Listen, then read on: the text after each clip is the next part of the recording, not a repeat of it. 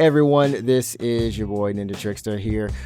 Just finished up Breath of the Wild, the same day Tears of the Kingdom came out, which is a pretty cool. It's not a coincidence, but maybe it is a coincidence. I had hoped to actually finish this up a little bit earlier, but I'm going to give my thoughts on this game from 2017. And honestly, this is my first Zelda, and it's not something that I've never known about in terms of the series or the story or the characters.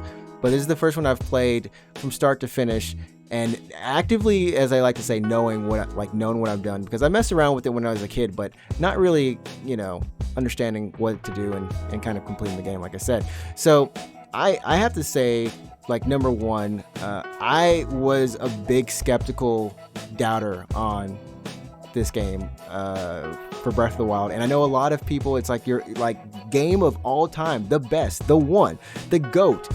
And a lot of people, especially for the first Zelda game, it was this is amazing. This changed so much.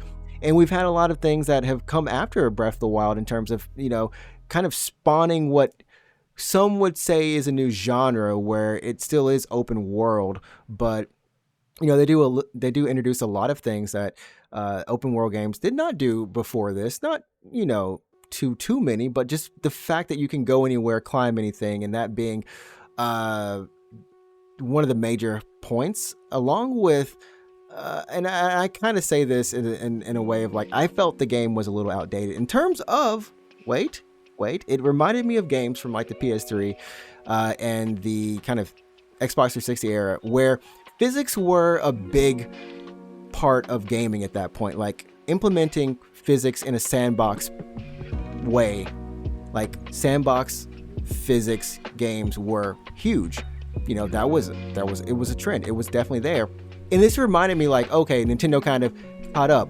They're kind of catching up with this. This is one of the first Nintendo games I've played with physics in it, hitting things that react in a somewhat realistic way. But what they did, and I think this is pretty ingenious, is the fact that you can still use this, and this is what's different, you can use these kind of physics to help solve puzzles in various amounts of ways, or just kind of play in different ways that, even on my stream, some people were like, oh, I didn't do it that way. Or there are plenty of moments where I would luck into some of the solutions, or just, it's kind of having that beauty of planned chaos, but it works out. And that gives you that moment of wow, this worked. Oh, this is cool. And that's my opinion there. So for me, it was never this game where even after playing it, that I was just oh, this is just, amazing. But I had to put myself back in the shoes of if I would play this in 2017, I can see, because the more I played it, the more I fell in love with the game. And honestly, there are two things that I love about this game. One, I love the world. The world itself is probably the only open world game that I've played, of the few open world games that I've played, that feels real. It feels alive. And it feels alive because of the wind and clouds. The way that the weather system, the day and night, all that just kind of interacts. But honestly, the fog, the mist, the way it comes over the mountains, the way that, when it's raining, you can kind of just, you really just feel if you just sit and take your time, you're very much rewarded. And I just felt going back into Hyrule, you're just oh man, it's good to be there. It's a good place to be in, right? And I feel they nail so many of the smaller things that a lot of open world games kind of miss. And I know one of the biggest things, people are oh yeah, there's no UI to kind of clutter the screen. It's there's not a lot of music. It's minimal. And some of these things, I know a lot of more hardcore Zelda fans at the time don't like the fact that there's not as much music, or that there's not really any real dungeons. And I can't comment to that because I've never done a real dungeon before. The closest thing you get are the Divine Beast in here, and and so it's one of those things where, okay, I can't comment on that, but I enjoyed the Divine Beast. I thought that they were a lot of fun. I liked doing the puzzles in there, and puzzles are the second thing that I love in this game. There are 120 something shrines, but I only got around 85, 86 of them or something. And I enjoyed the puzzles. If I could have just had more puzzles, more story, because the story is kind of locked behind the memories, the more of the story, right? You do get the overall story, but I wanted, a little bit more of the cutscenes and stuff, and I did seek those out, and I was very, very, very happy to see those. So I think the main thing with this game is it is what you want it to be. You can go as far in it or as not as far in it as you want to. You can approach it in many different ways, and that's the beauty of it. Now, the downside is, and this is what I found for me, is a lot of people don't like the weapon system, or like how it's the durability stuff, and I agree. I think there's a lot of stuff that de-incentivizes you from taking risk in terms of the combat. Sometimes the controls for me were very clunky. Lock-on cycling wasn't a fun experience. A lot of the boss battles in the with the Divine Beast, sometimes I didn't exactly enjoy them as much. I would like a better parry.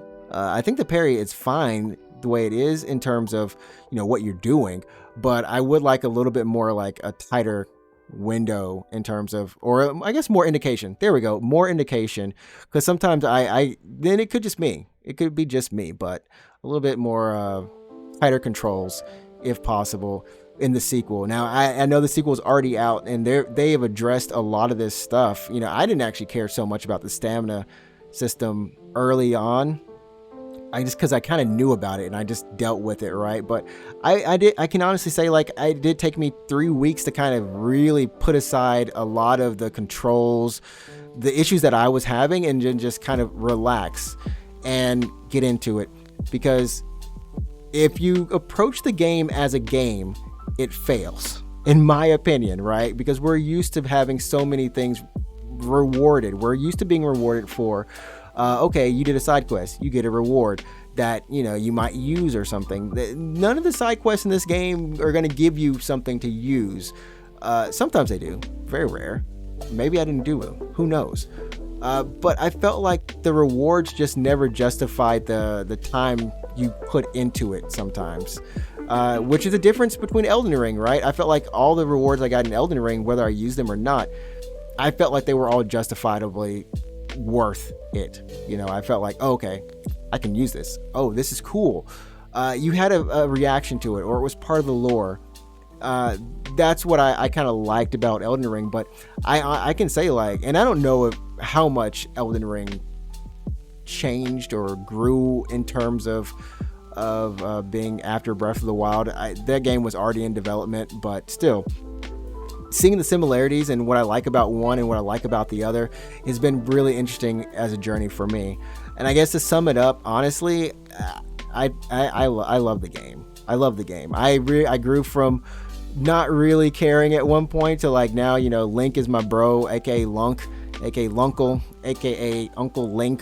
He has too many names for me now, because you really can't put yourself into the character and become Link and just go on this adventure. And I think that's a beautiful thing about the game. I don't have much else. I'm pretty sure there could be something else I could say, but if you haven't played it, I do recommend playing the game. If you can get it on sale, that's even better. The rare Nintendo sales, but it's a game that does stand up. It does definitely stand up the test of time. And of course, the art direction is just wonderful. I know some people were like, maybe they don't like maybe they had issues with frame rate or the fact that it's 30 FPS, whatever. I didn't have any issues inside except for a couple areas, and it wasn't really that much of an issue. So I don't know. It's a great game. I enjoyed it, and I hope that you enjoyed this little mini review. Once again, leave a like on the video if you enjoyed this. Leave some comments on what you think about the game if you're picking up Tears of the Kingdom. Remember, I do stream on Twitch every Wednesday, Friday, Saturday, Sunday, Japan Standard Time, and we are, I guess, going into Tears of the Kingdom after this. Me and Lunk, I guess, we're just gonna get married. I don't know. We're just move in together. But I guess we'll be doing that, and I hope that you'll take the journey with us. And if you've been watching the VODs, we'll be putting up more VODs. So here we go. That's it. Have a great day. I'm also doing this on stream, so that's why I said have a great day. But anyways, have a great day, everyone. And we're going to be back with some Tears of the Kingdom. There we go. I don't know what my completion time was, though. Maybe around 60, 70 hours. Give or take. Anyways, thanks, everyone.